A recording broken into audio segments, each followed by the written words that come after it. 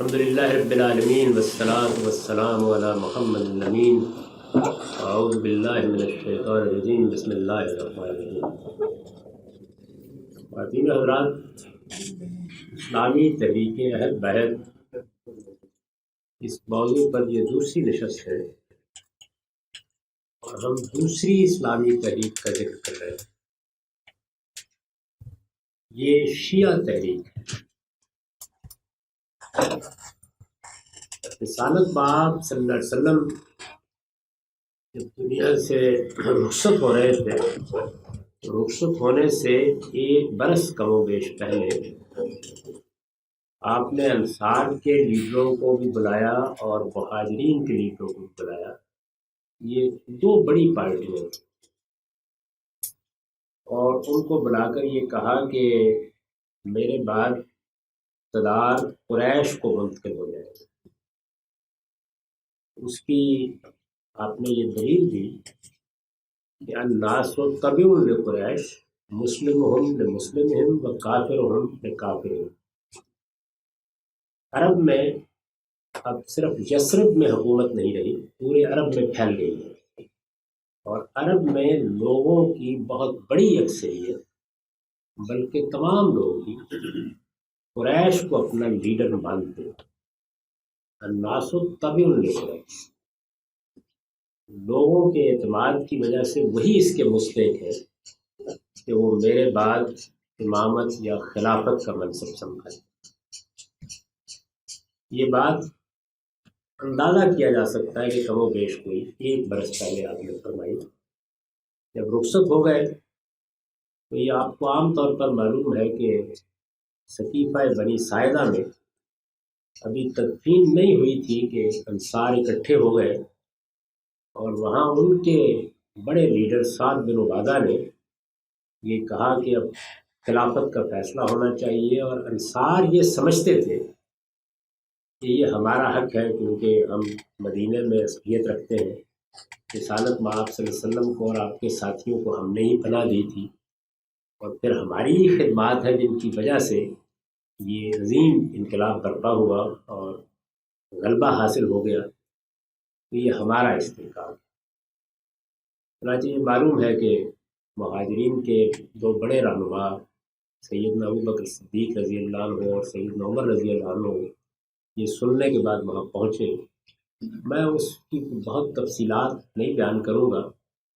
وہاں پر یہ گفتگو ہوئی کہ کیا پھر دو امیر منتخب کیے جا سکتے ہیں، اس کو رد کر دیا گیا، اور سیدنا ابوبکر صدیق نے کھڑے ہو کر حوالہ دیا کہ رسالت میں آپ صلی اللہ علیہ وسلم یہ فیصلہ کر چکے، اور یہی جو میں نے آپ کے سامنے روایت پڑھی ہے یہی انہوں نے فرض کر دیا۔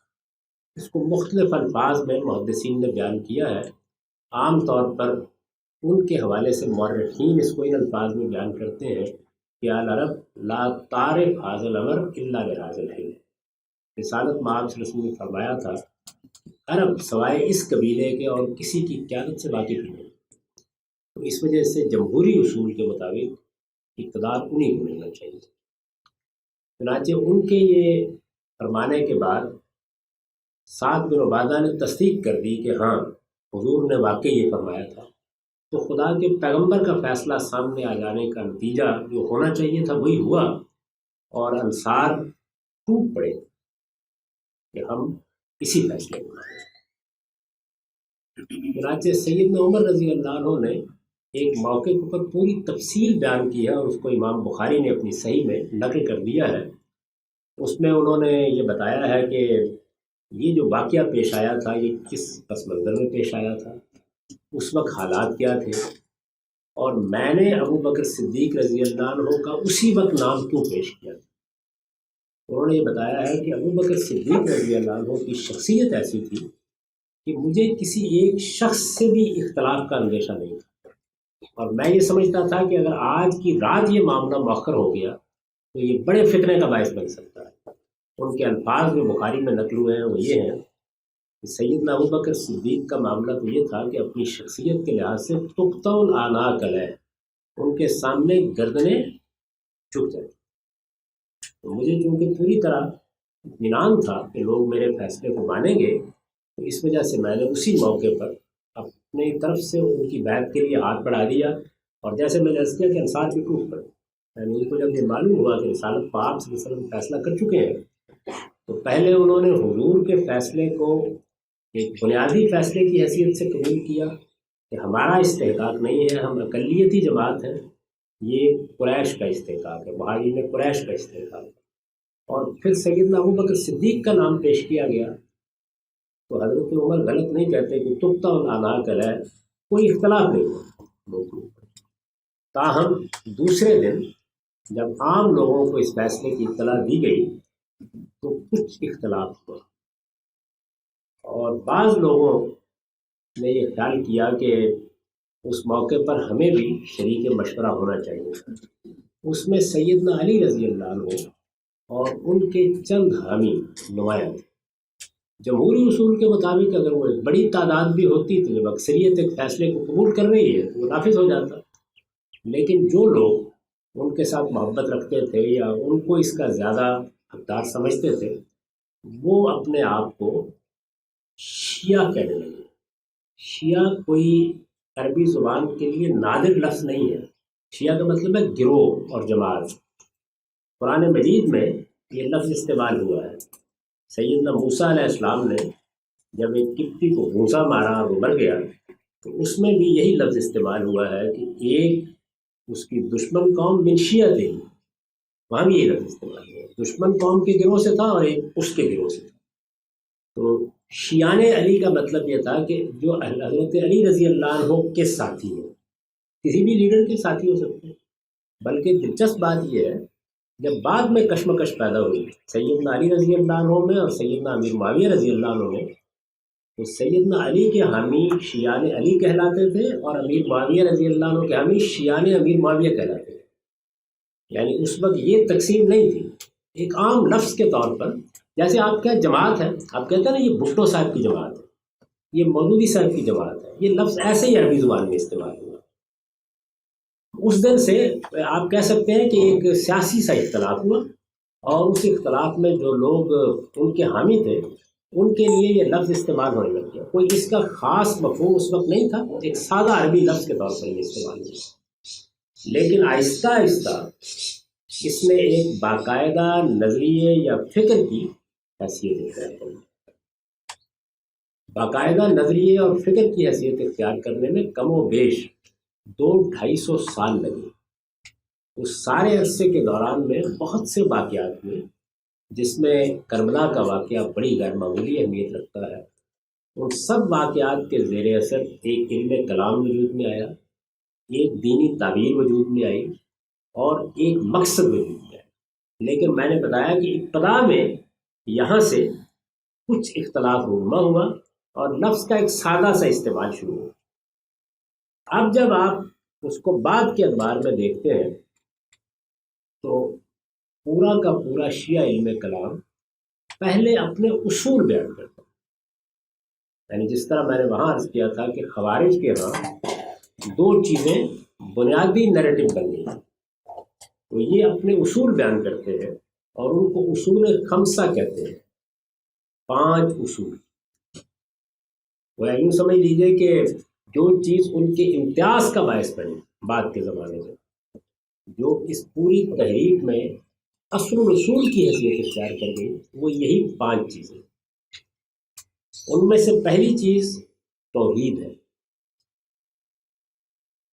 قبل اس کے کہ میں باقی 4 چیزیں بیان کروں، میں آپ سے گزارش کروں کہ دیکھیے اسلام آیا، رسالت مآب صلی اللہ علیہ وسلم نے اس کو بیان فرمایا، صحابہ کرام کا ایک پورا نظم قائم ہوا۔ اس وقت بھی بہت سی چیزیں تھیں کہ جو اصول کے طور پر کہی گئیں یا مانی گئیں، لیکن جب آپ باقاعدہ تدوین کرتے ہیں علمی طریقے سے، یعنی اکیڈیمک طریقے سے تدوین کرتے ہیں، تو پھر آپ بعض اصطلاحیں پیدا کر لیتے ہیں۔ مثلا میں آپ لوگوں کی ایک اصطلاح کا حوالہ دیتا ہوں، آپ کہتے ہیں ارکان اسلام، بولتے ہیں نا، یہ اسلام کے یہ ارکان ہیں، ہر مسلمان جانتا ہے، نماز، روزہ، شہادت، عام طور پر سمجھتے ہیں نا۔ رسالت مآب صلی اللہ علیہ وسلم کے زمانے میں یا اس کے بعد صحابہ کے زمانے میں بھی یہ اصطلاح کبھی استعمال ہے، ارکان اسلام کی اصطلاح ہے، یہ جس وقت مسلمانوں کا علم مرتب ہونا شروع ہو رہا ہے اس وقت سامنے کیسے آتی ہے؟ یعنی قرآن مجید نے اپنی بات کہہ دی، رسالت میں آپ صلی اللہ علیہ وسلم شرح و وضاحت میں کچھ فرما دیا، اب علم جب سامنے آتا ہے تو وہ کیا کرتا ہے، وہ چیزوں کو کیٹیگرائز کرنے کی کوشش کرتا ہے۔ دنیا کے ہر علم میں یہ چیز ہوتی ہے، یعنی اس وقت اگر آپ اسلام کی بات کریں تو میں آپ کو بتا سکتا ہوں کہ دیکھیے حدیث کو پرکھنے کے یہ اصول ہے، دین اخذ کرنے کے یہ اصول ہے، یہ عام حالات میں یہ ارکان اسلام ہے۔ بلکہ اس سے بھی آگے ہمارے ہاں تو یہ صورتحال تھی کہ آج سے 50 سال 60 سال پہلے دیہات میں ہر آدمی کو کچھ کلمے یاد کرائے جاتے تھے، اس کے بغیر شادی نہیں ہوتی تھی، پہلا کلمہ، دوسرا کلمہ، تیسرا کلمہ، حالانکہ یہ رسول اللہ کے زمانے میں کسی کو پتہ بھی نہیں تھا کہ یہ کوئی کلمے ہوتے ہیں۔ یعنی لوگوں کو بنیادی دینی تعلیمات سے واقف رکھنے کے لیے علماء نے یہ کام کیا، کچھ بنیادی چیزیں یاد کرا دی جائے۔ آپ اب بھی دیکھتے ہیں کہ ہندوستان میں جو نماز کے اذکار ہیں مثال کے طور پر وہ کہیں باہر نہیں پائے جاتے۔ نماز کے جو اختیاری اذکار ہیں وہ ہندوستان کے الگ ہیں، باہر بالکل الگ ہیں۔ مثال کے طور پر اگر آپ ایران میں نماز پڑھیں یا مراکش میں نماز پڑھیں تو امام عام طور پر التحیات تشہد پڑھ کے سلام پھیر دے گا۔ یعنی فرض نماز میں جو دعائیں اس طرح کی چیزیں پڑھی جاتی ہیں، یا مثلا شیعہ حضرات درود کو رکوع سجود کے درمیانی وقفوں میں پڑھ لیتے ہیں، تو اس وجہ سے بہت سی چیزیں ایک علاقے میں ایک خاص نظم میں آ جاتی ہیں، اور پھر کیونکہ اس کا پس منظر نہیں معلوم ہوتا تو لوگ خیال کرتے ہیں کہ ہمیشہ سے ایسی ہوگی۔ تو آپ اس میں وحشت نہ محسوس کریں، جیسے ہمارے ہاں لوگوں نے ارکان اسلام مرتب کیے یا 6 کلمے مرتب کر لیے، تو اسی طریقے سے ہر علم یا ہر تحریک یا ہر دعوت کچھ اس نوعیت کے اصول متعین کرتی ہے۔ آپ کے ہاں تبلیغی جماعت جس کا میں آگے جا کے ذکر کروں گا حال میں پیدا ہوئی ہے، وہ بھی کہتی ہے ہمارے 6 نکات ہیں، یہ معلوم ہے نا؟ تو اس وجہ سے اجنبیت کے ساتھ نہ سنیے، یعنی ان کی بات جیسے ہے ویسے اس کو سمجھنے کی کوشش کی۔ تو انہوں نے اپنے جو اصول خمسہ ان کو کہتے ہیں وہ ترتیب دی ہے، ان میں پہلی چیز توحید تھی۔ یہ کیوں کہنا پڑا انہیں؟ یعنی توحید کے بارے میں کیا کوئی مسئلہ تھا؟ نبی صلی اللہ علیہ وسلم توحید ہی کی دعوت لے کے آئے تھے، توحید ہی قرآن میں بیان ہوئی ہے، اس کو الگ سے بیان کرنے کی ضرورت کیوں پیش آئی؟ اس لیے کہ جس زمانے میں یہ علم کلام مرتب ہو رہا، یعنی یہ تحریک اپنا نیریٹو مرتب کر رہی تھی، اس وقت بہت سی بحثیں پیدا ہو چکی تھیں توحید کے بارے میں۔ مثلا ایک بحث یہ تھی کہ اللہ تعالیٰ کی صفات اس کی ذات ہی ہے یا ذات سے الگ ہے؟ علامہ اقبال نے اس کا خلاصہ کیا نا کہ ہیں صفات ذات حق سے جدا یا عین ذات۔ ابلیس کی وجہ سے شورا میں انہوں نے بیان کیا کہ مسلمان کن مسائل میں الجھ رہے ہیں، تو اس میں مثال دی ہے اس کی، جس کے آخر میں کہا نا کہ یہ الہیات میں الجھا رہے، بس یہی اس کی زندگی ہے، مست رکھو ذکر و فکر خان کا ہی نہیں سے پختہ تر کر دو مزاج۔ تو یہ سب چیزیں جو انہوں نے بیان کی ہیں اسی چیز کو نمایاں کرنے کے لیے، مست رکھو ذکر و فکر صبح گاہی میں سے پختہ تر کر دو مزاج خان کا ہی میں سے۔ تو ایک بحث یہ پیدا ہو گئی کہ اللہ تعالیٰ کی صفات ذات ہی کا حصہ ہے، عین ذات ہے، یا یہ الگ اپنی حیثیت رکھتی ہے، وہ قدیر ہے، وہ رحیم ہے، وہ کریم ہے، وہ غفور ہے۔ تو یہ صفات الہی ذات الہی سے کیسے متعلق ہے؟ یہ بحث پیدا ہو گئی۔ تو انہوں نے کہا کہ نہیں، صفات عین ذات ہے۔ اب دیکھیے توحید تو سب کے ہاں تھی نا، لیکن ایک تشریح اور تفصیل میں امتیاز پیدا ہونا شروع ہوا۔ دوسری چیز یہ پیدا ہو گئی تھی کہ خدا کی ذات کیا ترکیب پائے ہوئے ہیں، یعنی بہت سے عناصر ہیں، بہت سی چیزیں ہیں، ان سے بنتی ہے، یہ بحث پیدا ہو گئی۔ تو انہوں نے کہا کہ نہیں، اس میں کوئی ترکیب کا سوال نہیں ہے، ذات خداوندی اس سے بالا تر ہے۔ کیا ذات خداوندی تجسیم اختیار کرتی ہے؟ جیسے کہ مسیحی کہتے ہیں کہ حضرت مسیح علیہ السلام خدا کا جسدی ظہور ہے، یعنی ذات خداوندی ہے جس نے یہ قالب اختیار کر لیا ہے۔ تو اس کی نفی کی انہوں نے، اور یہ کہا کہ نہیں، اس کا بھی کوئی سوال نہیں۔ اسی طرح سے جب صوفیانہ تحریکیں پیدا ہوئیں، جن کا ذکر آگے چل کے ہوگا، تو یہ بحث پیدا ہو گئی کہ کیا ذات خداوندی اس کائنات میں حلول کیے ہوئے ہے، یعنی اللہ تعالیٰ ایک غیر مرئی قوت ہے جو پوری کی پوری کائنات کے اندر سرایت کیے ہوئے ہے، یا اس کے ساتھ اس کی کوئی یونین قائم ہے، اتحاد قائم ہو گیا ہے، متحد ہو گئی ہیں یہ دو حقیقتیں؟ یہ ایک بحث بھی پیدا ہوئی۔ پھر اسی طرح یہ بحث پیدا ہوئی کہ کیا خدا کو دیکھنا ممکن ہے؟ ایک بحث تھی نا کہ آخرت میں دیکھیں گے، تو انہوں نے کہا کہ نہیں، وہاں بھی دیکھنا ممکن نہیں، اس لیے کہ ذات خداوندی کو اگر وہاں بھی دیکھنا ممکن ہوگا تو پھر ہم تو جسم ہوں گے، تو ذات خداوندی کو بھی پھر محدود ہونا پڑے گا کسی زمان و مکان میں، وہاں بھی ممکن نہیں ہے۔ رویت باری نہ یہاں ممکن ہے نہ وہاں ممکن ہے۔ یہ میں نے چند موٹی موٹی مثالیں دی آپ کو کہ جب وہ یہ کہتے ہیں توحید، تو وہ یہ کہتے ہیں کہ اس پہلے اصول میں جب ہم کہتے ہیں ہم توحید کے ماننے والے ہیں، پہلا ہمارا اصول یہ ہے یا پہلی اصل یہ ہے، اصل میں ہم ان ساری چیزوں کی نفی کر کے کہتے ہیں کہ ہم توحید کے ماننے۔ دوسرا اصول یہ تھا کہ ہم توحید کے بعد عدل کو مانتے ہیں، یہ ہم وہی صورتحال ہے کہ عدل کو ماننے کا کیا مطلب ہے؟ سبھی مانتے ہیں، آپ بھی کہتے ہیں کہ عدل ایک بڑی قدر ہے۔ انہوں نے یہ کہا کہ ہم در حقیقت اس پس منظر میں یہ بات کر رہے ہیں، عام طور پر لوگوں نے یہ رائے قائم کر لی ہے کہ کسی چیز میں حسن ہے یا قبح، وہ اچھی ہے یا بری اخلاقی لحاظ سے، یعنی آپ کہتے ہیں نا کہ جھوٹ یہ برائی ہے، کبھی ہے، اور سچ اس میں حسن ہے، یہ اچھائی ہے۔ تو کیا یہ جو حسن و قبح ہے، یعنی جھوٹ کا قبح برائی اور سچ کا حسن یا اچھائی، کیا یہ عقلی ہے یا شرعی ہے؟ سمجھ رہے ہیں بات؟ یعنی کیا ایسے ہے کہ انسان عقل سے یا اپنی فطرت سے جانتا ہے کہ جھوٹ ایک بری بات ہے، یا انبیاء نے آ کے یہ بتایا تو پھر اس کو معلوم ہوا؟ تو شیعہ علم کلام میں یہ کہا جاتا ہے کہ نہیں، یہ عقلی ہے، یعنی انبیاء علیہ السلام نے آ کے اس کی تذکیر کی ہے، یہ عقلی چیز ہے۔ اہل سنت کے حضرات کے ہاں اس سے مختلف نقطہ نظر ہے، یہ ذہن میں رکھیے گا۔ اسی طرح سے ایک بحث یہ پیدا ہو گئی کہ عدل کا تقاضا یہ ہے کہ انسان کو مختار مانا جائے۔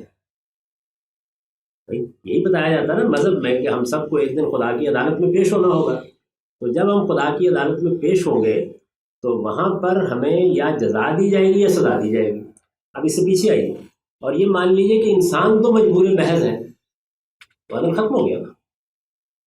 یعنی اگر ہم مجبور محض ہیں تو پھر کوئی عدالت لگ نہیں سکتی، یعنی پھر جو ہوگا خدا جو بھی کرے گا وہاں پہ وہ ایک آپ کہہ سکتے ہیں کہ مرضی ہے۔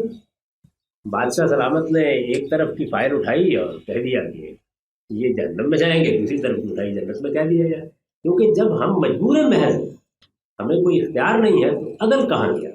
تو وہ یہ کہتے ہیں کہ نہیں، ہمیں اختیار حاصل ہے اور ہماری عقل اور فطرت شہادت دیتی ہے کہ چیزیں اچھی بھی ہوتی ہیں بری بھی ہوتی ہیں، چیزوں کا حسن و قبح عقلی ہے، اس وجہ سے عدل ظہور پذیر ہوگا۔ اور ایسا نہیں ہے جیسے کہ اہل سنت کے ہاں اشاعرہ کہتے ہیں کہ اللہ تعالیٰ چاہے تو وہاں ابو جہل کو جنت میں بھیج دے اور چاہے تو سیدنا ابو بکر صدیق کو جہنم میں بھیج دے، یہ اس کا اختیار ہے۔ انہوں نے کہا کہ یہ نہیں ہو سکتا، کیونکہ اختیار یہاں ہونا چاہیے، عدل کا تقاضا ہے، اور وہاں جزا و سزا عقلی لحاظ سے سامنے آنی چاہیے، اس لیے یہ بھی عدل کا تقاضا ہے۔ تو جب شیعہ علم کلام میں عدل کا لفظ بولا جاتا ہے تو اس کا مطلب ان کے ہاں یہ ہوتا ہے، یعنی وہ ان چیزوں کی نفی کرتے ہیں اور یہ اپنا نقطہ نظر بیان کر کے پھر کہتے ہیں کہ ہم عدل کے ماننے والے ہیں۔ تیسری چیز نبوت۔ نبوت کے بارے میں بھی وہی بات، پھر آپ فرمائیں گے کہ نبوت مطلب ہر ایک آدمی یہ مانتا ہے کہ خدا کے پیغمبر آئے، محمد رسول اللہ آخری نبی تھے، لیکن نبوت کے بارے میں بھی کچھ بحثیں پیدا ہو گئی۔ مثلا یہ بحث پیدا ہو گئی کہ کیا پیغمبر سے گناہ کا یا غلطی کا صدور ہو ہی نہیں سکتا، یا ہو سکتا ہے اور اللہ نہیں ہونے دیتا، یا گناہ کا صدور تو نہیں ہو سکتا لیکن چھوٹی موٹی لغزش ہو جاتی ہے۔ میں صرف اشارہ کر رہا ہوں تاکہ ہمیں اصل بات کی طرف آگے بڑھنا ہے۔ انہوں نے اس بارے میں بھی اپنا نقطہ نظر بیان کیا کہ تمام انبیاء برحق ہیں اور سب معصوم ہیں، ان سے کسی غلطی کا صدور نہیں ہو سکتا، ان کو عصمت حاصل ہے۔ ایک اور بحث یہ پیدا ہوئی کہ انبیاء میں یہ بات تو طے ہے کہ ایک نبی کو دوسرے نبی پر کسی نہ کسی پہلو سے فضیلت حاصل ہے، لیکن محمد الرسول اللہ علیہ وسلم کو کیا مطلق فضیلت حاصل ہے؟ انہوں نے کہا کہ ہاں ایسا ہی ہے، ان کو مطلق فضیلت حاصل ہے، وہ سرور انبیاء ہیں، افضل کائنات ہیں اور آخری نبی اور رسول۔ تو وہ نبوت کے معاملے میں یہ تصورات ہیں جن کو انہوں نے بیان کر کے یہ کہا کہ ہمارا تیسرا اصول کیا ہے؟ نبوت۔ یہ سمجھ رہے ہیں نا کہ کیوں وہ ان کو اصول خمسہ بنا رہے ہیں، یعنی کچھ مباحث، کچھ علمی بحثیں پیدا ہو گئی ہیں، ان میں اپنا موقف بیان کر رہے ہیں کہ توحید جب ہم کہتے ہیں تو ہماری اس سے کیا مراد ہے، عدل جب ہم کہتے ہیں تو اس سے ہماری کیا مراد ہے، اور اسی طرح جب ہم نبوت کہتے ہیں تو اس سے کیا مراد ہے۔ چوتھی چیز امامت۔ اب یہاں آپ کہیں گے کہ لفظ بھی نیا آ گیا، امامت۔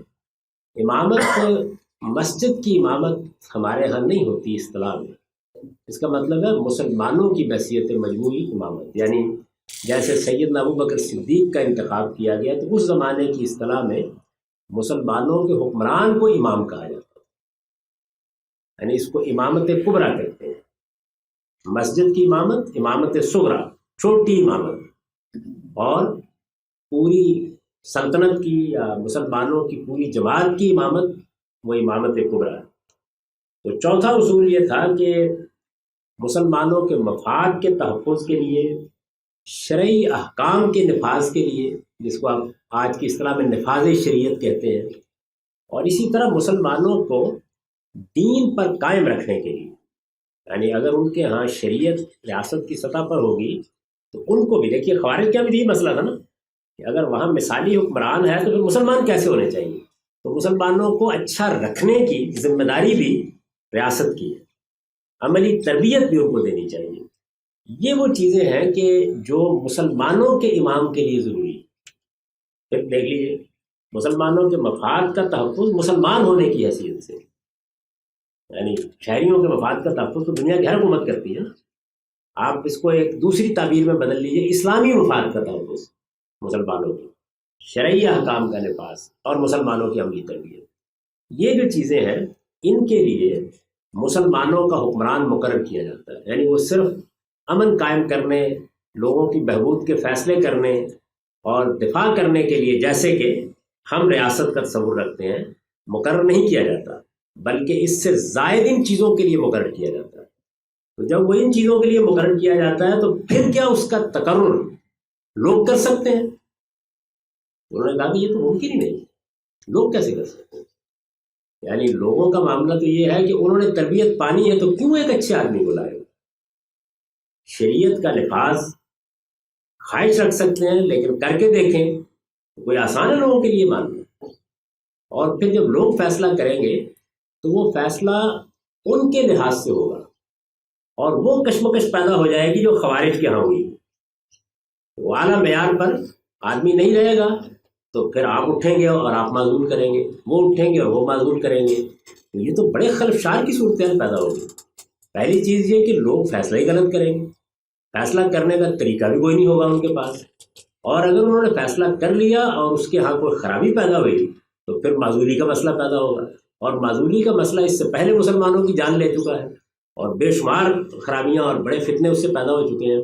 انہوں نے کہا کہ یہ بات ہی غلط ہے کہ لوگوں کو اپنے حکمران کا تقرر کرنا ہے، جس طریقے سے اللہ تعالیٰ پیغمبروں کا تقرر کرتا ہے ان کی ہدایت کے لیے، اسی طرح سے اللہ تعالیٰ ہی ان کے امام کا تقرر کرتا ہے ان کے نظم کو قائم کرنے، ان کی عملی تربیت اور نفاذ شریعت کے لیے۔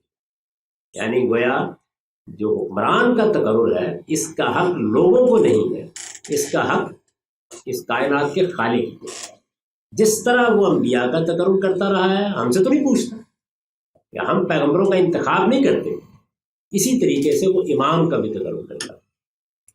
امام کا تقرر کیسے کرتا ہے؟ خدا کے رسول کے ذریعے سے کرتا ہے، یعنی وہ اپنے رسول سے یہ کہتا ہے یا اپنے نبی سے یہ کہتا ہے کہ فلاں شخص کو امام مقرر کر دیا جائے۔ اس چیز کو عوام کی ثوابدید پر نہ چھوڑا جا سکتا ہے، اور نہ عوام کی ثوابدید پر چھوڑ کے ہم وہ خیر پیدا کر سکتے ہیں جو ہونا چاہیے ایک امام کے تقرر کے نتیجے میں۔ اس وجہ سے شیعہ علم کلام میں امام نمائندہ الہی ہے، اور وہ جو حکومت قائم کرتا ہے وہ حکومت الہی، یعنی وہ خدا کی حکومت ہے، اس میں عوام کا تقرر میں کوئی دخل نہیں ہوتا۔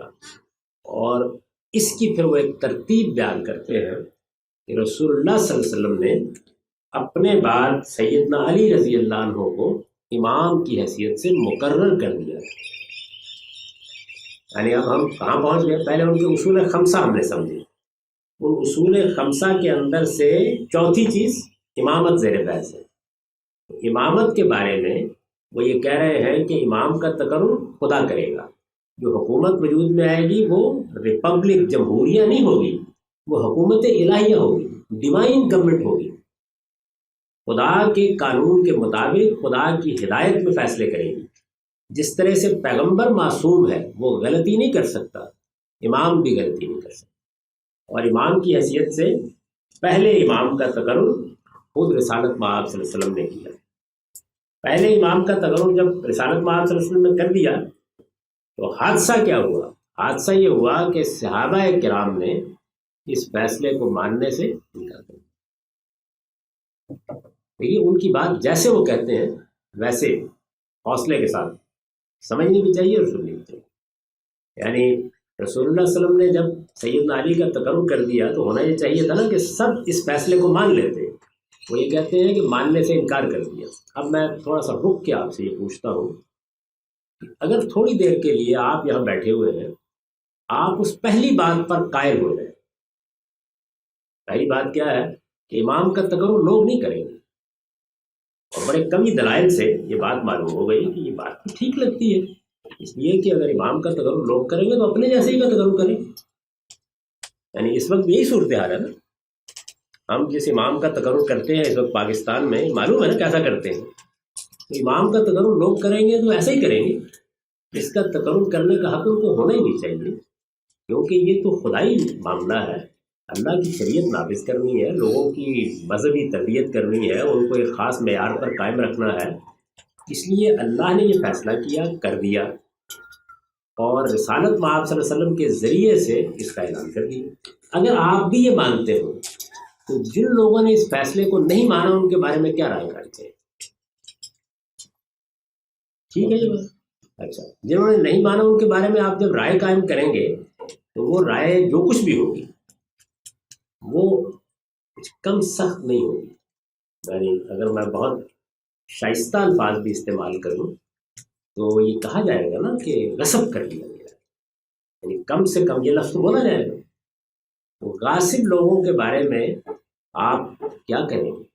وہی کریں گے جس کو وہ تبرہ اور تولا کے لفظ میں بیان کرتے ہیں کہ جو حقیقی امام ہے اس کے ساتھ آپ کی غائب درجہ محبت ہونی چاہیے، اس کے لیے آپ اپنے جان مال قربان کرنے کے لیے تیار ہوں، کیونکہ وہ خدا کا مقرر کرتا ہے۔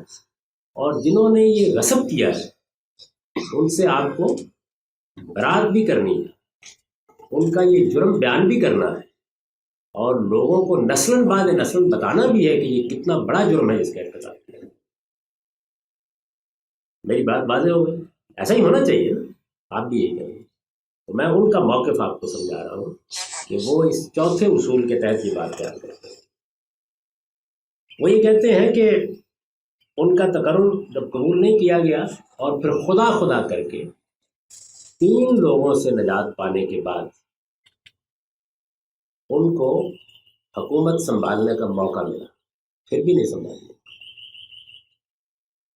پھر بھی نہیں سنبھالنے۔ جن لوگوں نے نہیں سنبھالنے دی اس میں 2 نام بہت نمایاں ہیں، ایک ام المومنین سیدہ عائشہ رضی اللہ عنہ اور دوسرے امیر معاویہ رضی اللہ عنہ۔ ان دونوں کے بارے میں بھی کیا رائے قائم کی جائے گی؟ یعنی تھوڑی دیر کے لیے اس پورے پس منظر کو آپ مان لیجیے نا، جب تک دوسرے کی بات کو اس کے اصول میں نہیں مانیں گے تو اس کا نہ نظریہ سمجھ میں آئے گا، نہ اس کے جذبات کی شدت سمجھ میں آئے گی، نہ اس کا رد عمل سمجھ میں آئے گا۔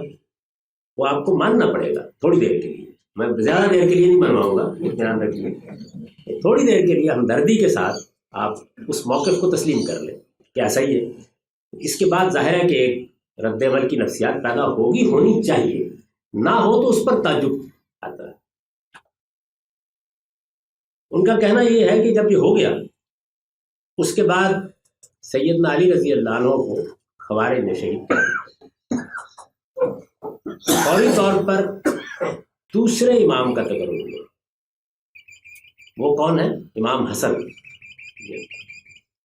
لیکن جب انہوں نے دیکھا کہ اس امامت کے قیام کے لیے لوگوں کا خون بہانے کی نوبت آ گئی تو وہ دستبردار ہو گئے، یعنی ایک بڑے اچھے جذبے کے ساتھ دستبردار ہو گئے کہ ٹھیک ہے، اگر یہ مسلمان ہماری امامت کے بارے میں خدا کے فیصلے کو نہیں مانتے تو پھر ہم انتشار افتراق پیدا نہیں کرتے، بلکہ مصالحت کا طریقہ اختیار کر لیتے ہیں اور امامت کی باقی ذمہ داریاں وہ انفرادی حیثیت سے انجام دیتے رہتے ہیں۔ تو سیدنا حسن دوسرے امام ہو گئے۔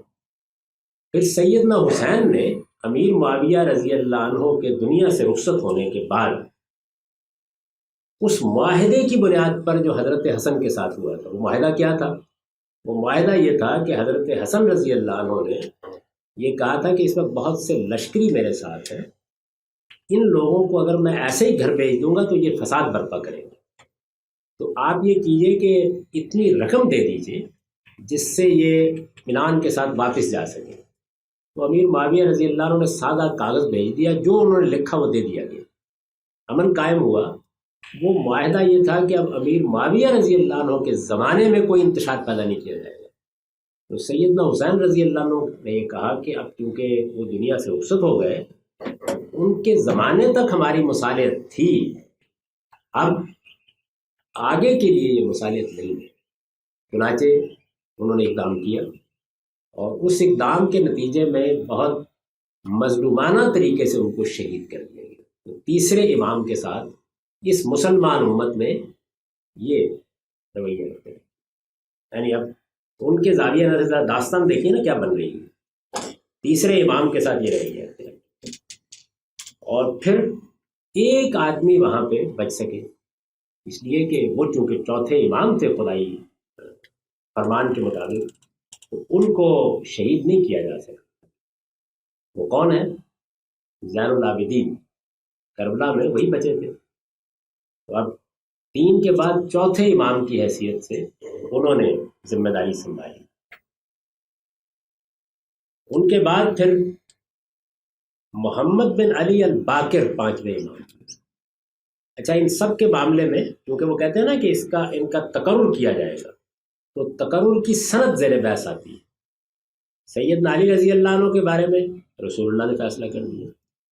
پھر وہ کہتے ہیں کہ کبھی تو ایسا ہوتا ہے کہ جانے والا امام بتا دیتا ہے کہ اب میرے بعد کسی کا تقرر کیا گیا، اور کبھی ایسا ہوتا ہے کہ ایسے آثار نمودار ہو جاتے ہیں غیر معمولی نوعیت کے کہ اس شخص کے بارے میں ہر ایک کو معلوم ہو جاتا ہے کہ یہی وقت کا امام ہے۔ تو محمد بن علی الباقر، پھر ان کے بعد امام جعفر صادق۔ امام جعفر صادق کے زمانے تک آتے آتے آپ کو معلوم ہے کہ بنو امیہ کا اقتدار ختم ہو چکا تھا اور بنو عباس کی حکومتیں قائم ہو چکی۔ بنو عباس نے اپنی حکومت کو قائم کرتے وقت جو تحریک برپا کی تھی، عباسی تحریک، اس میں اہل بیت ہی کا زیادہ تر نام لیا گیا تھا۔ چنانچہ فطری جذبات بھی تھے، اور بعض لوگوں نے جا کر امام جعفر صادق سے یہ کہا بھی کہ آپ ذمہ داری سنبھالیے، اور خاص طور پر ابو مسلم خراسانی نے جو عباسی سلطنت کو قائم کرنے کا ایک بڑا ذریعہ بنے تھے، ان کے بارے میں یہ بیان کیا جاتا ہے کہ خود جا کے یہ پیشکش کی کہ میں نے کم و بیش صورتحال ہموار کر دی ہے، تو آپ یہ سنبھال لیجیے۔ یہ کہا جاتا ہے کہ انہوں نے اس کے اوپر یہ جواب دیا تھا کہ ما انت من رجالی ولا الزمان و زمانی، کہ تم وہ شخص نہیں ہو جس کے ذریعے سے میری امامت قائم ہونی، اور یہ زمانہ میرا زمانہ نہیں ہے۔ یعنی جو موقع پیش آیا تو پچھلے تجربات کو سامنے رکھ کر انہوں نے یہ فیصلہ سنا دیا۔ یعنی اس کو اگر آپ ٹرانسلیٹ کریں پوری بات کو، کیا کہا انہوں نے، تو مطلب یہ تھا کہ نہ وہ لوگ اس وقت موجود ہیں کہ جو اس حکومت الہیہ کو قبول کرنے کے لیے تیار ہوں، پہلے تجربات ہم دیکھ چکے ہیں، اور شاید وہ زمانہ بھی ابھی نہیں آیا کہ لوگ خدا کے مقرر کردہ امام کو تسلیم کر لیں، تو اس لیے وہ آمادہ نہیں ہوئے اس کے لیے۔ امام جعفر صادق کے بعد امام موسیٰ کاظم، امام ہوئے، پھر امام علی الرضا امام ہوئے، پھر امام محمد التقی امام ہوئے، پھر امام علی النقی امام ہوئے، پھر اس کے بعد 11ویں امام ہے الحسن العسکری الزکی۔ یہ 11ویں امام ہے کہ جن کے بعد کیا ہوا وہ مسئلہ بن گیا، یعنی کیا ان کی اولاد ہوئی، اس میں پھر اب مسائل پیدا ہوئے۔ نہیں ہوئی ایک رائے، ہوئی دوسری رائے۔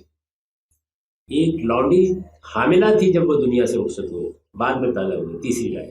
غرض یہ کہ ایک مشتبہ معاملہ ہو گیا۔ عام طور پر یہ مانا جاتا ہے کہ یہ امام محمد المہدی ہو گئے پیدا، لیکن حالات اتنے سنگین تھے کہ سامرہ کے غار میں ان کو پناہ لینی پڑی، اور پھر وہاں ان کی غیبت صغریٰ ہو گئی۔ یعنی کیا ہوا، وہ موجود رہے لیکن لوگوں سے ان کا رابطہ منقطع ہو گیا، اور ان کے نائبین کی حیثیت سے، یعنی آپ یہ دیکھیے کہ یہ آخری امام جو ہیں ان کی ولادت ہوئی ہے 15 شعبان 255 کو، یعنی جو موجودہ اثنا عشری شیعہ ہیں وہ مانتے ہیں کہ پیدائش ہوئی، تو وہ کہتے ہیں کہ 15 شعبان 255 ہجری کو پیدائش ہوئی، اور 261 میں یہ نظروں سے پوشیدہ ہو گئے۔ کیا عمر ہوئی؟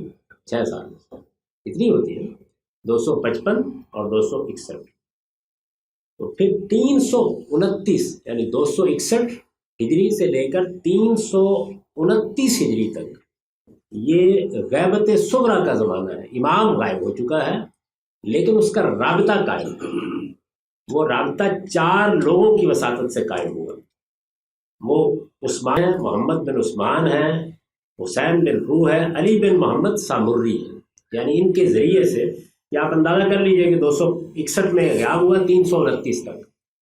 یہ ایک عرصہ ہے کہ جس میں غیبت صغریٰ ہوئی۔ غیبت صغریٰ کا مطلب ہے یعنی غائب ہے امام، لیکن یہ غیبت یا یہ غائب ہونا یہ چھوٹا غائب ہونا ہے، صغریٰ میں اس میں رابطہ رہا۔ یہ لوگ خطوط بیان کیا جاتا ہے کہ لاتے رہے، پیغامات پہنچاتے رہے، یہاں تک کہ پھر غیبت کبریٰ ہو گئی 329 میں، اور اس وقت سے لے کر اب تک یہی صورتحال چل رہی ہے۔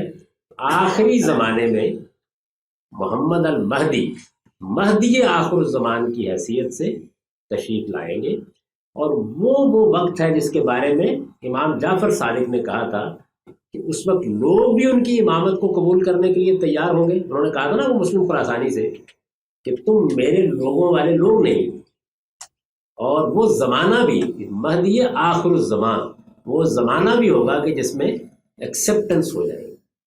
اس کا شیعہ علم کلام انتظار کر رہا ہے، یعنی ان کے ہاں جو امامت ہے، چوتھا نقطہ امامت تھا، تو امامت سے مراد ان کی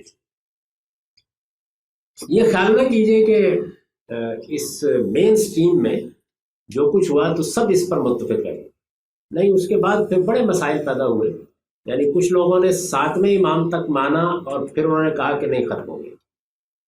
کچھ لوگوں نے یہ کہا کہ نہیں، محمد المہدی کا سوال کیا ہے، وہ تو اصل میں ان کے بھائی کو امامت منتقل ہو گئی، کہ آپ کیا جو اسماعیلی ہیں یہ وہی ہے۔ قائد اعظم بھی آپ کو معلوم ہے نا کہ اسماعیلی تھے اپنی پیدائش اور اپنی قومیت کے لحاظ سے، تو ان کے ہاں امامت ابھی تک جاری ہے۔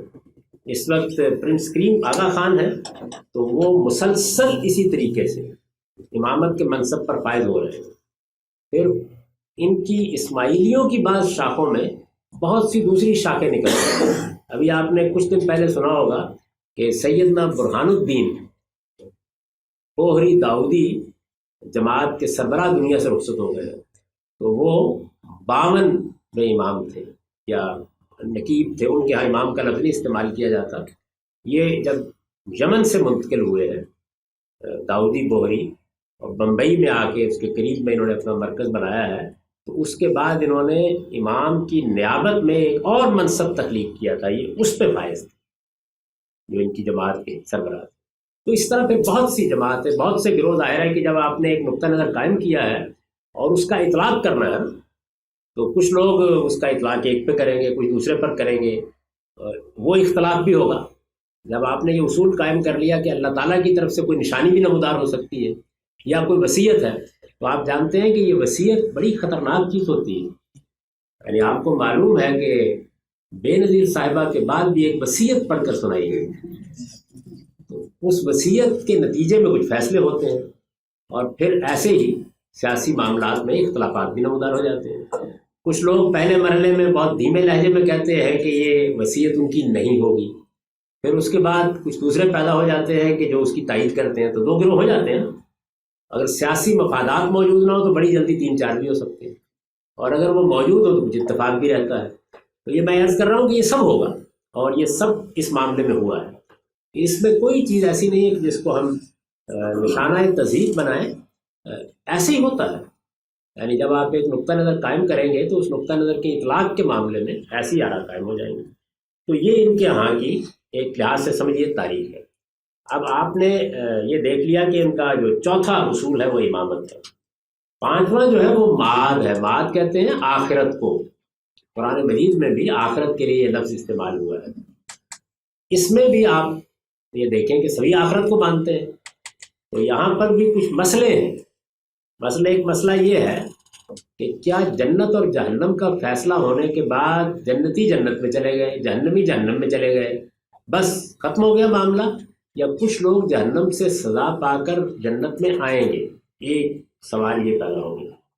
دوسرا سوال یہ پیدا ہو گیا کہ یہ جو جنت ہے کیا اس میں ہم اسی طرح جسمانی طور پر موجود ہوں گے، یا یہ کوئی روحانی نوعیت کا واقعہ ہے جس کو قرآن مجید اس طرح سے بیان کرتا ہے؟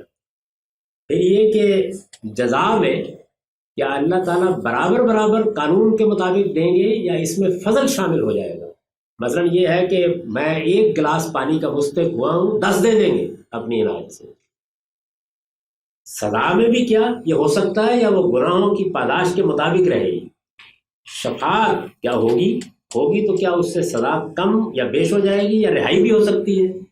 یہ وہ مسائل ہیں کہ جن میں ان کا ایک نقطہ نظر ہے. مختصر طور پر وہ نقطہ نظر یہ ہے کہ جہنم سے سزا پا کے کچھ لوگ یقیناً چھوٹ جائیں گے. معاد یا جنت میں ہم جسمانی طور پر موجود ہوں گے، جزا میں اللہ تعالیٰ فضل روا رکھیں گے، لیکن سزا بالکل گناہوں کے مطابق دیں گے، اس میں کوئی کمی بیشی نہیں ہوگی. شفاعت سے سزا کم بھی ہو سکتی ہے اور ختم بھی ہو سکتی ہے. تو جب وہ کہتے ہیں ہمارا 5واں اصول معاد ہے، تو ان تفصیلات کے ساتھ کی بات کرتے ہیں. یہ 5 اصول ہیں جس کو شیعہ علم کلام اپنے اصول خمسہ کہتا ہے. اس میں آپ اس کو ایک اور تقسیم میں ڈال لیجئے صرف تاکہ ذہن واضح ہے. توحید کے بارے میں، عدل کے بارے میں، نبوت کے بارے میں، اور اسی طرح معاد کے بارے میں، 4 اصولوں کے بارے میں جو بحثیں انہوں نے کی ہیں وہ ہمارے ہاں بھی بہت موجود. یعنی ایسا نہیں ہے کہ اہل سنت کے ہاں یہ چیزیں موجود نہیں ہیں، ان کے ہاں بھی بہت ہیں. صرف امامت کا معاملہ ایک چیز ہے جس کو بنیادی طور پر آپ وہاں مختلف دیکھتے ہیں. ایک سادہ سی نظر ڈال لیجئے بہت تیزی کے ساتھ کہ یہ تو ایک طرح سے جو سمجھیے کہ بنیاد ہو گئی. فروع دین بھی تو ہے، یعنی دین میں بہت سے احکام ہیں، ایک فقہی نوعیت کا ڈھانچہ اہل سنت نے بنا رکھا ہوا ہے. اس میں وہ کتنے مختلف ہیں. نماز، روزہ، حج، زکوٰۃ، خمس اور جہاد، یہ ان کے ہاں ارکان اسلام. یعنی اس فہرست میں کچھ اہل سنت سے آپ نے اختلاف محسوس کیا ہوگا. نماز، روزہ، حج، زکوٰۃ یہ تو ادھر بھی مشترک ہے، لیکن ادھر خمس اور جہاد یہ بھی شامل کیا گیا. امام کے لیے خمس یعنی آپ اپنے مال کا 5واں حصہ وقف رکھیں گے، اور یہ تحریک اپنے مقصد کو حاصل نہیں کر سکتی جب تک کہ جہاد کو بنیادی رکن نہ سمجھا جائے. نماز میں کوئی اختلاف نہیں ہے، یعنی نماز کے بنیادی ڈھانچے میں کوئی، وہ تکبیر تحریمہ سے شروع ہوتی ہے، قیام ہے، رکوع ہے، سجود ہے، قرات ہے، ذکر ہے، تشہد اس طرح پڑھا جاتا ہے، سلام پھیرا جاتا ہے. اور 17 رکعتیں ہمارے یہاں فرائض کی ہیں 5 نمازوں کے وقت میں، یہی ان کے یہاں ہے. نوافل کی 23 رکعتیں وہ شمار کرتے ہیں. ہر سورہ میں بسم اللہ الرحمن الرحیم جب بھی آپ سورہ پڑھیں گے اس کو پڑھنا ضروری قرار دیتے ہیں، اور سجدے کے بارے میں یہ کہتے ہیں کہ زمین پر ہوگا یا زمین سے اگنے والی چیزوں پر ہوگا، اور وہ ایسی چیزیں ہونی چاہیے زمین سے اگنے والی جو کھانے اور پہننے کے لیے نہیں ہوتی۔ تو یہ ذرا آپ سے ایک مختلف شرط ہے جو انہوں نے اپنی فقہ میں عائد کی ہے۔ وضو میں آپ جانتے ہیں کہ پاؤں پر مسح کرتے ہیں، پاؤں کو دھونا ضروری نہیں سمجھتے، اور ہاتھ کھول کر نماز پڑھتے ہیں۔ تو نماز کے معاملے میں یہ بڑے بڑے اختلافات۔ روزے میں ہر مسلمان واقف ہے کہ سحر و افطار کے وقت میں تھوڑا سا اختلاف ہوتا ہے، اور کوئی اختلاف نہیں ہے۔ حج کے مناسک میں کوئی اختلاف نہیں، جیسا ہے ویسا ہی ہے۔ چند چیزیں، چند فقہی مسئلے ہیں۔ مثال کے طور پر وہ یہ کہتے ہیں کہ جو لوگ آفاقی ہیں، آفاقی ان لوگوں کو کہا جاتا ہے جو مکہ یا مکہ کے گرد و نواح یا حدود حرم کے رہنے والے نہیں ہیں، باہر سے حج کرنے جاتے ہیں، ان کے لیے حج تمتع ضروری ہے۔ یعنی وہ پہلے عمرہ کر کے احرام کھولیں گے، پھر اس کے بعد اسی سفر میں حج کریں گے، ان کے لیے ضروری ہے۔ اہل سنت کیا ہے یہ ضروری نہیں ہے، حج کی قسموں میں سے ایک قسم ہے، آپ اس طریقے سے بھی حج کر سکتے ہیں۔ آخری حج میں ایک طواف کا اضافہ مانتے ہیں، اور اس کے ساتھ 2 رکعت نماز پڑھنا بھی ضروری قرار دیتے ہیں۔ زکوٰۃ صرف 9 چیزوں میں ہے، گیہوں گندم میں، جو میں، کھجور میں، خرما جس کو کہا جاتا ہے، کشمش میں، گائے بھینس بھیڑ بکری، اونٹ، سونا چاندی، بس اس کے سوا کسی چیز میں زکوٰۃ نہیں ہے۔ خمس جس کو کہا جاتا ہے 5واں حصہ اپنے مال کا، تجارت کا، جو بھی آپ کے پاس آمدنی ہے، تو یہ سادات بنی ہاشم کے لیے زکوٰۃ کا بدل ہے، اور یہ تجارت سے بھی 1/5 لیا جائے گا، اور خدا و رسول کے کاموں کے لیے اور جو بھی مسلمانوں کا امام ہوگا ان کے نقطہ نظر سے اس کی ضرورتوں کے لیے وقف کرے گا۔ جہاد اسلام کے خلاف تلوار اٹھانے والوں کے خلاف کیا جائے گا، اسلام کے دفاع کے لیے کیا جائے گا، اور یہ ایک فریضہ ہے۔ آپ نے عام طور پر سنا ہوگا کہ ہمارے ہاں جب یہ پوچھا جاتا ہے کہ آپ دین کے ماخذ کیا قرار دیتے ہیں، یعنی دین کہاں سے اخذ کیا جاتا ہے، تو اہل سنت اس کا جواب یہ دیتے ہیں کہ قرآن، حدیث، اجماع اور قیاس، یہ 4 چیزیں بیان کی جاتی ہیں۔ کہ کیونکہ زیادہ تر لوگ متعارف ہیں تو اس وجہ سے میں اجمال سے بیان کر رہا ہوں، آپ کسی چیز کی تفصیل پوچھنا چاہیں گے تو میں بتا دوں گا۔ وہ یہ کہتے ہیں کہ قرآن، حدیث، عقل اور اجماع، یعنی ماخذ جو ہے وہ 4 ہی ہیں، لیکن وہ کیا ہے؟ قرآن، حدیث، عقل اور اجماع۔ اسی طریقے سے قرآن مجید کی جن آیات میں تعویل کی گنجائش ہے وہ ہر حال میں حدیث رسول کی روشنی میں ہوگی، اور حدیث رسول صرف حدیث رسول ہی نہیں، ائمہ کی حدیث بھی وہی حیثیت رکھتی ہے، یعنی کیونکہ وہ بھی خدا کی طرف سے مقرر کیے گئے ہیں، وہ بھی معصوم ہے اور خدا سے رہنمائی پاتے ہیں، تو وہ بھی اگر قرآن مجید کی کسی آیت کے بارے میں کوئی بات کہیں گے تو وہ ویسے ہی تسلیم کی جائے گی۔ ان کے ہاں حدیث کی کتابیں جس طرح ہمارے ہاں سیاہ ستہ ہیں یا اہل سنت کے ہاں سیاہ ستہ ہیں، ان کے ہاں بھی حدیث کی کتابیں متعین ہیں، اور یہ بڑی کتابیں جو ہیں ان میں ایک الکافی ہے ابو جعفر محمد بن یعقوب الکلینی کی، ایک من لا یحضر الفقی ہے ابو جعفر سلوک کی، ایک تہذیب الاحکام ہے اس کے مصنف ابو جعفر طوسی ہیں، ایک الاستبصار ہے اس کے مصنف بھی بڑی ہے، اور ان میں آپ سب سے بڑی جو ہے وہ الکافی ہے، اس میں کوئی 16,000 کے قریب حدیثیں ہیں۔ دوسری جو من لا یحضر الفقی ہے اس میں 6,593 حدیثیں ہیں، اور الاستبصار میں 6,531 حدیثیں، یعنی بڑے مجموعے ہیں حدیث کے۔ اور میں جیسے عرض کر چکا کہ حدیث ان کے یہاں قول رسول بھی ہے، رسالت میں آپ صلی اللہ علیہ وسلم کا قول، فعل، تقریر، اور اسی طریقے سے کسی امام کا قول، اس کا فعل اور اس کی تقریر بھی حدیث قرار پاتی ہے۔ اجماع کے بارے میں وہ کہتے ہیں کہ تمام ارباب حل وقت اور امام، وقت کا امام اور ارباب حل وقت مل کے جب کسی چیز پہ اتفاق کر لیں تو اجماع ہو جاتا ہے، اور تکلیف لوگوں کو کرنی چاہیے، مجتہد کی کرنی چاہیے۔ ہر زمانے میں کوئی شخص مجتہد کے مقام پر فائز ہوگا، اس کے لیے عادل ہونا ضروری ہے، اور تمام شرائط اس میں پائی جانی چاہیے اجتہاد کی، اس کے بعد لوگ اس کی تکلیف کریں۔ ان کے زمانے کو اگر آپ دیکھیں تو امی اقتدار کے خاتمے کے بعد یہ زیادہ نمایاں ہونا شروع ہوئے ہیں۔ اسی طرح عباسی دور حکومت کے زمانے میں آپ سے عرض کر چکا کہ امام جعفر صادق کو پیشکش بھی کی گئی، لیکن انہوں نے وہ پیشکش تو قبول نہیں کی۔ البتہ یہ وہ دور ہے کہ جس میں اس نقطۂ نظر کی یا اس تحریک کی آزادانہ ترویج ہوئی، یعنی اس کو بہت وضاحت سے پیش کیا گیا۔ پہلے کچھ جبر کا ماحول رہا، اس میں یہ بات کہنا آسان نہیں تھا، لیکن اس زمانے میں کچھ موقع ملا۔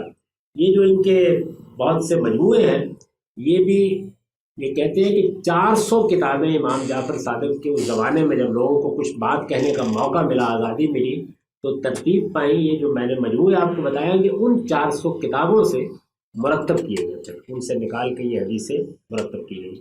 ان کے جو بڑے بڑے اکابر، بہت جیسے ہمارے یہاں ائمہ اربعہ کہا جاتا ہے، امام ابو حنیفہ، امام مالک، ان کے جو بڑے بڑے اکابر ہیں علمی لحاظ سے، وہ کم و بیش سارے بغداد میں ہیں۔ جیسے ابو عبداللہ شیخ مفید ہے، شیخ ابو جعفر طوسی ہے، سید مرتضیٰ علم الہدا ہے، سید رضی ہیں، جنہوں نے نہج البلاغہ کو ترتیب دیا ہے۔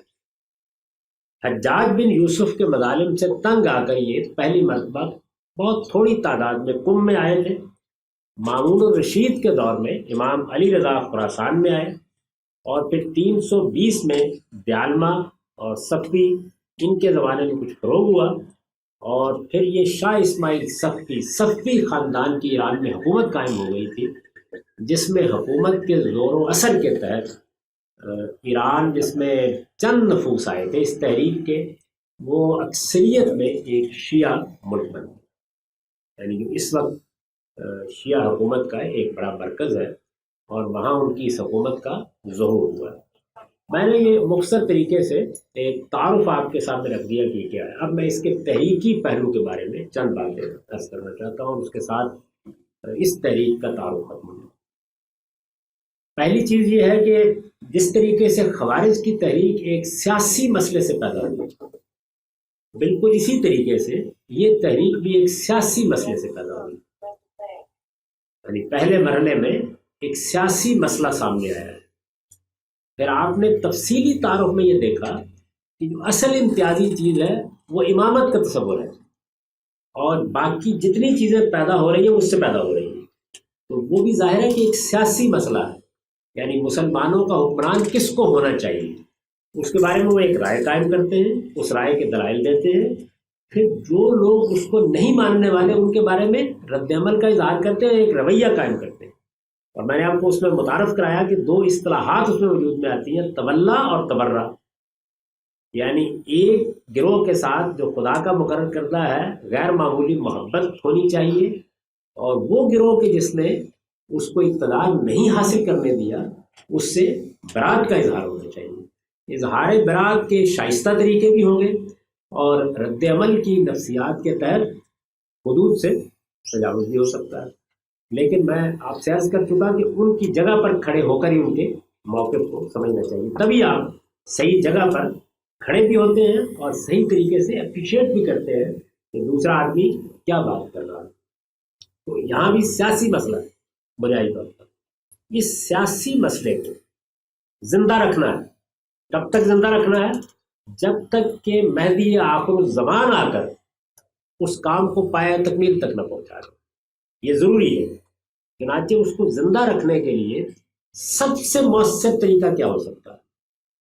انسانی تاریخ اور نفسیات کا مطالعہ کرنے سے معلوم ہوتا ہے کہ کسی بھی حقیقت کو اگر آپ چھوٹوں بڑوں میں ہمیشہ تازہ رکھنا چاہتے ہیں تو اس کو تمثیل میں بدل دیں۔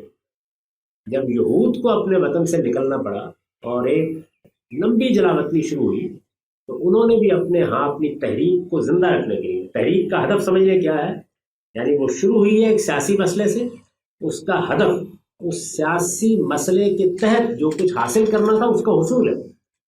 یعنی مہدی آخر الزمان جب تشریف لائیں گے تو ایک خواب ہے جو دیکھا جا رہا ہے کہ اس وقت وہ حکومت قائم ہوگی جس کو حکومت الہیہ کہا جاتا ہے، اس پر زمین اپنے خزانے اگلے گی اور آسمان اپنی رحمتیں نازل کرے گی۔ چنانچہ آپ کے علم میں ہے کہ احمد بن یاد صاحب کے زمانے میں جس جگہ کے بارے میں روایات ہیں کہ وہاں سے مہدی آخر الزمان آئیں گے، اس میں اسی نام سے پوری سڑک بنا دی گئی، اگر ان کو آنا ہے تو ظاہر بات ہے کہ دور حاضر کی کچھ سہولیات بھی اس کے لیے فراہم کرنی چاہیے. تو ایک نقطۂ نظر اپنا ایک ہدف اور اپنا ایک نصب العین رکھتا ہے. اس کی ابتدا ایک پولیٹیکل مسئلے سے ہوئی ہے، اس کا خاتمہ یا اس کا ہدف اور نصب العین بھی وہی ہے. اس دوران میں اس تحریک کو زندگی چاہیے، ورنہ تو کیا ہوگا؟ جانتے ہیں کیا ہوگا؟ اگر یہ چیز نہ ہو تو امام جعفر صادق نے کیا کہا تھا کہ ما انت من رجالی ولا زمان و زمانی، تم وہ آدمی نہیں ہو کہ جس نے میرا آدمی بننا ہے، اور یہ زمانہ میرا زمانہ نہیں ہے.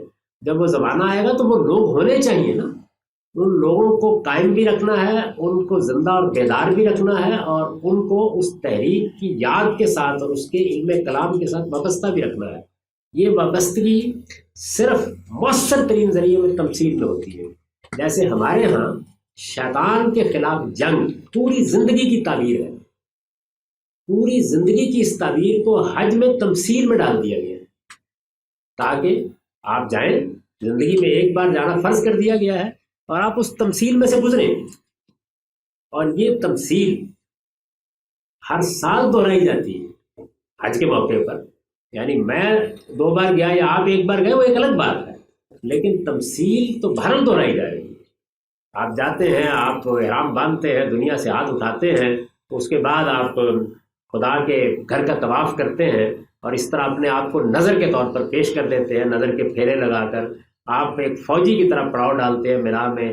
آپ میدان عرفات میں جا کر دعا کرتے ہیں کہ اب ہم میدان جنگ میں اترنے والے ہیں، رات کا پڑاؤ کرتے ہوئے بالکل ایسے ہی جیسے لشکر جاتا ہے.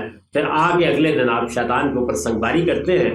یعنی وہ کشمکش جو آدم سے شروع ہوئی تھی، اس پوری کشمکش کو اللہ تعالیٰ نے تمثیل میں ڈال دیا ہے، ممثل کر دیا ہے. لفظ استعمال کرنا سمجھانے کے لیے گویا ڈرامٹائز کر دیا ہے. تو تمثیل میں کسی چیز کو اگر آپ ڈال دیتے ہیں تو وہ پھر ذہنوں میں راسخ ہوتی ہے، بچے اور بوڑھے اس میں شریک ہو جاتے ہیں، الفاظ کہے بغیر منتقل ہوتی ہے. تو یہ جو آپ 10 دن کی ایک پوری کی پوری تمثیل دیکھتے ہیں، جس میں تعزیے بنتے ہیں، جس میں گھوڑا آپ لے کے آتے ہیں، یہ وہ تمثیل ہے. یعنی جس وقت آپ ان کے موقف کو نہیں دیکھتے تو بعض اوقات کسی چیز کو آپ مزے کا خیز سمجھتے ہیں. ہو سکتا ہے کہ ہماری تمثیل کو لوگ نہ سمجھتے ہوں تو وہ یہ خیال کرتے ہوں کہ یہ کیا پاگل فن ہے، ایک پتھر کو کنکر مارے جا رہے ہیں. حج میں یہ ہوتا ہے نا، تو یہ سمجھیے کہ کیا چیز ہے.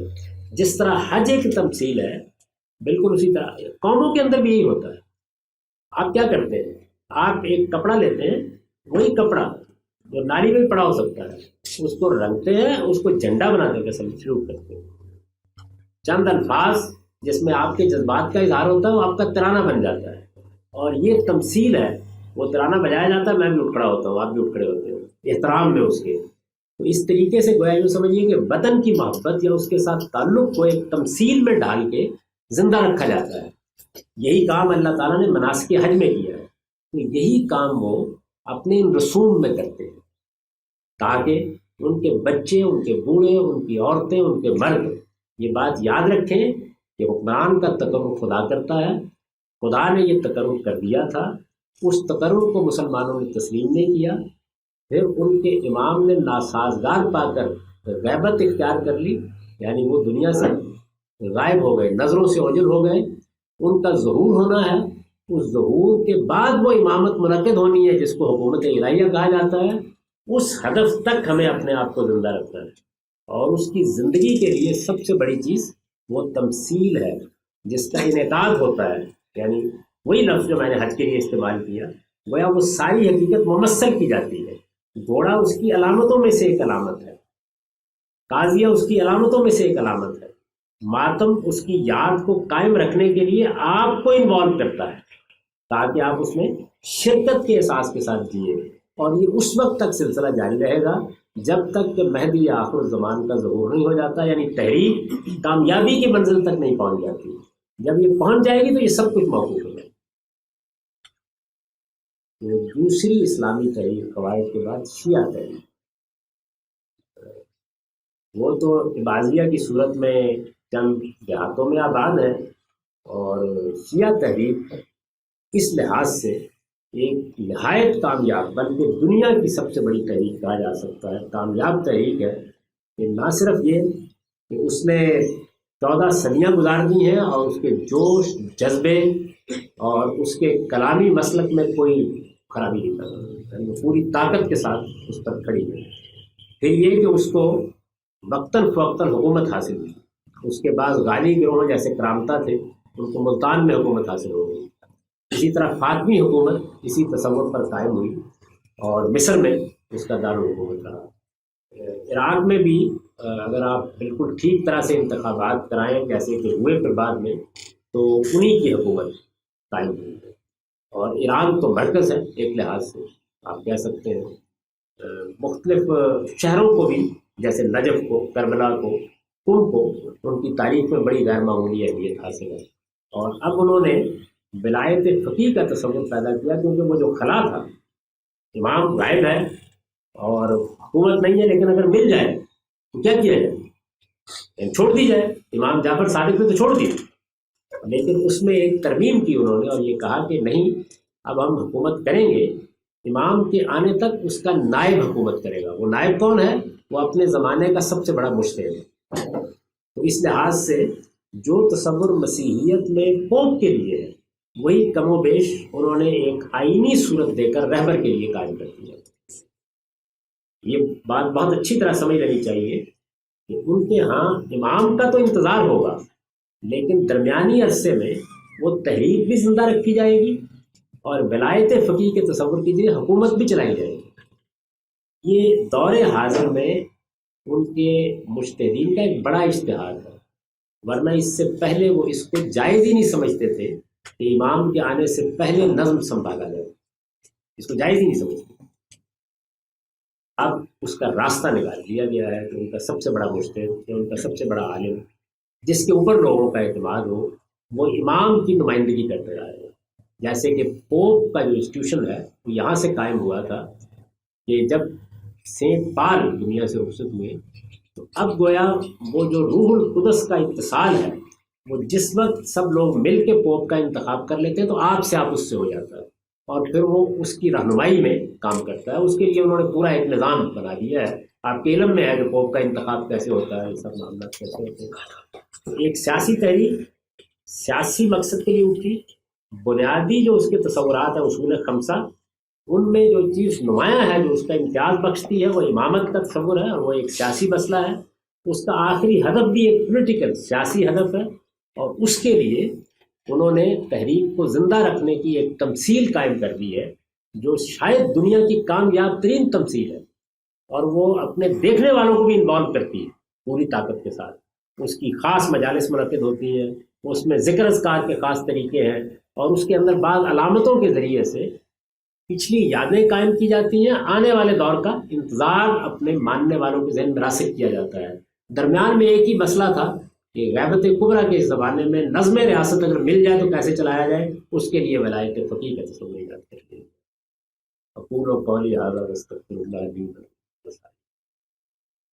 ابھی صاحب نے جو دو تحریکوں کا ذکر کیا ہے، اس میں لگتا ہے کہ لڑائی مار کٹائی کا بہت جو ایلیمنٹ ہے بڑا غالب ہے، لیکن ان کی جو اٹھان ہے وہ احیاء اسلام کے بڑے نیک جذبے سے ہوئی تھی، لیکن اسلام تو امن کا دین ہے، تو یہ لڑائی مار کٹائی کا جو ایلیمنٹ ہے یہ کیوں غالب آ جاتا ہے؟ اور کیا ایسی تحریک جو احیاء اسلام کے لیے اٹھے، اس میں کیا یہ لڑائی مار کٹائی اور خون خرابہ ضروری ہوتا ہے؟ اس پر کمنٹ کر دیجیے۔ خوارج تو میں عرض کر چکا کہ اصول کے لحاظ سے اس کے قائل تھے کہ ہم تلوار اٹھائیں گے، اور اگر ہمارا امام مثالی کردار کا حامل نہیں ہوگا تو معذور کر دیں گے، یعنی شائستگی سے معذوری قبول کر لے تو بہت اچھی بات ہے، ورنہ پھر تلوار سے۔ اور وہ استدلال بھی کرتے تھے کہ سیدنا ابوبکر صدیق رضی اللہ عنہ نے پہلے خطبے میں یہی کہا تھا کہ اگر میں ٹھیک راستے پر رہوں تو میری اطاعت کرو، ورنہ مجھے تلوار سے سیدھا کر دو۔ اس وجہ سے وہ تو اس کے قائل تھے اور انہوں نے یہ کام کیا بھی۔ پھر مسلمانوں کے بارے میں بھی انہوں نے جو رائے قائم کی وہ میں عرض کر چکا ہوں کہ اگر وہ کبیرہ گناہ کا ارتکاب کر لیں تو پھر ان کو زندہ رہنے کا حق باقی نہیں رہتا، مسلمانوں کی جماعت کو ان سے پاک کرنا ضروری ہے۔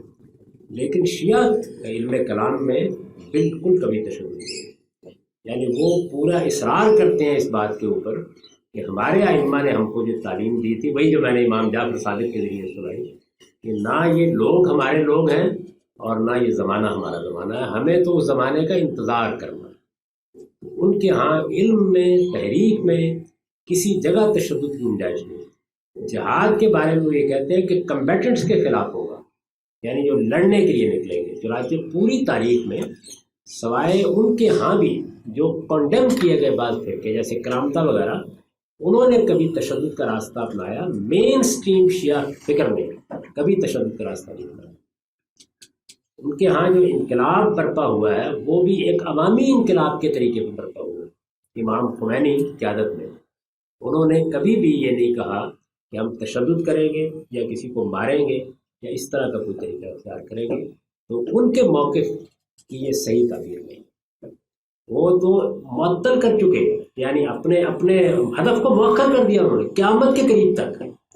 اس میں بھی یہ نہیں ہے کہ میں نے یا آپ نے فیصلہ کرنا ہے کہ وقت آ گیا ہے، نہیں، وہ مہدی آخر الزمان سامرہ کی غار سے نمودار ہوں گے اور وہ آئیں گے تو وہ بتائیں گے کہ اب وہ وقت آ گیا۔ اس وقت ہو سکتا ہے کہ اس طرح تلوار اٹھانی پڑے جیسے کہ رسول اللہ کے زمانے میں اٹھانی پڑی، لیکن اس دوران میں ان کے ہاں امن ہی امن کا پیدا ہونا۔ آپ نے دوسری بات یہ فرمائی تھی کہ شیعہ حضرات یہ کہتے ہیں کہ رسول پاک صلی اللہ علیہ وسلم نے حضرت علی کو اپنا نائب مقرر کیا تھا، یہ اس کی کوئی روایت ہے؟ جی، اس کی روایت کو بیان کرتے ہیں۔ وہ یہ کہتے ہیں کہ حضرت علی یمن میں عامل بنا کے بھیجے گئے تھے، وہاں سے وہ واپس تشریف لا رہے تھے اور ایک تالاب تھا عربی میں، تالاب کو یہ جو تہران تالاب سے بنے ہوتے ہیں اس کو غدیر کہتے ہیں، تو کہتے ہیں خم کے مقام پر ایک تالاب تھا، غدیر خم اسے کہا جاتا ہے۔ وہاں پر رسول اللہ صلی اللہ علیہ وسلم نے یہ اعلان کیا تھا اور اس اعلان کے الفاظ یہ تھے کہ من کنت مولا ہوں علی مولا، یعنی جس کا میں مولا ہوں علی بھی اس کا مولا۔ ان الفاظ میں یہ تقرر کر دیا۔ غمدی صاحب، جیسا کہ آپ نے کہا کہ شیعہ حضرات جو ہے وہ امام مہدی کا انتظار کر رہے ہیں، تو اسی طرح تو ہمارے اہل سنت بھی اسی چیز کا انتظار کر رہے ہیں، امام مہدی سامنے تشریف لانا ہے۔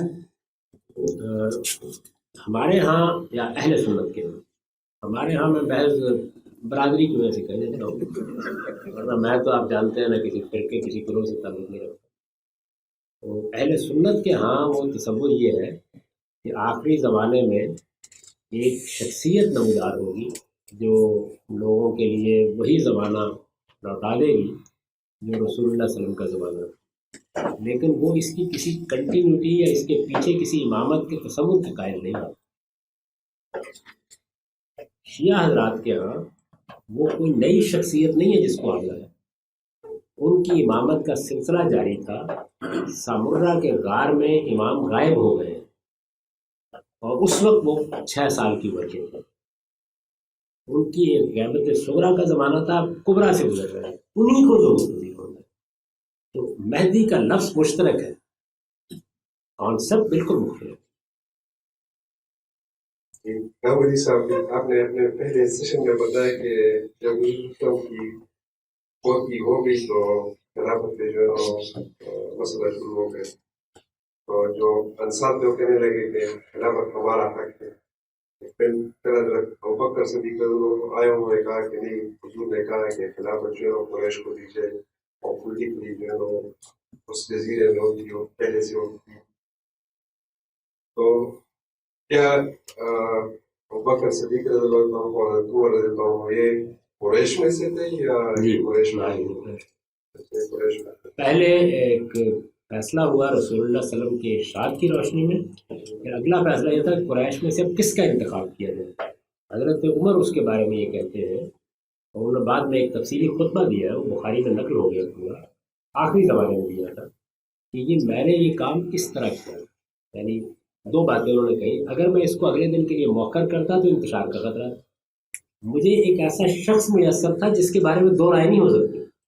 یعنی میں صرف سمجھانے کے لیے مثال دے رہا ہوں، جیسے مرحوم جماعت اسلامی تھی تو اس میں اگر مولانا سید اور اللہ مودودی زندہ ہوتے تو کوئی بحث نہیں، انہیں کو ہونا چاہیے۔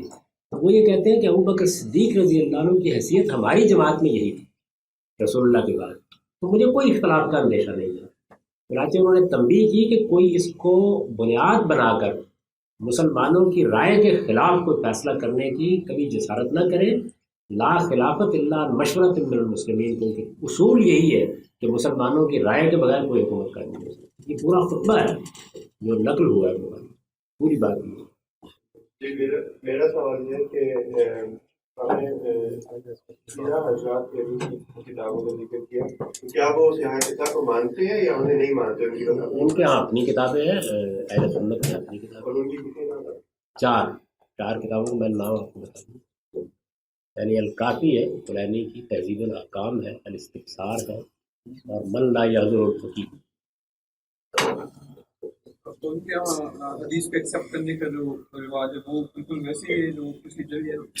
جی صرف اس فرق کے ساتھ کہ ان کے ہاں امام کا قول بھی یہی حیثیت رکھتا ہے. یعنی گویا حدیث اگر امام تک پہنچ گئی ہے تو پھر آگے کی تحقیق کی ضرورت نہیں.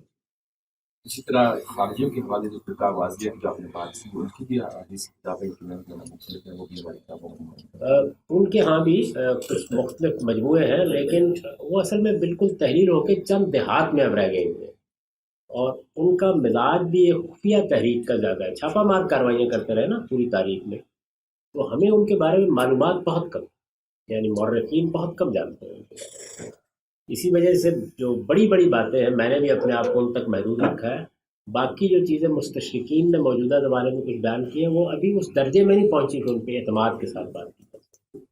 اس میں ایک علیمی فرقہ بھی ہے، اس کے بارے میں تھوڑا سا وہ شیعہ جو نقطۂ نظر ہے اس کے اندر بہت سے پھر آف شوٹس ہیں، یعنی نصیری بھی ہے، دروزی بھی ہے.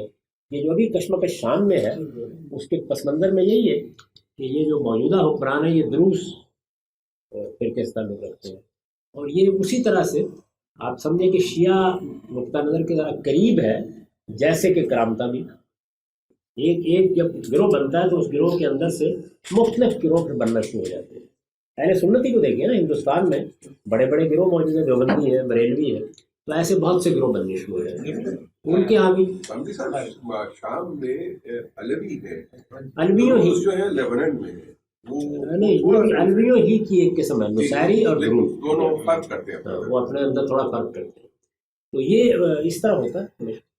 اس وقت جو کشمکش ہے وہاں سعودی عرب اور ایران میں اس کی بڑی وجہ یہ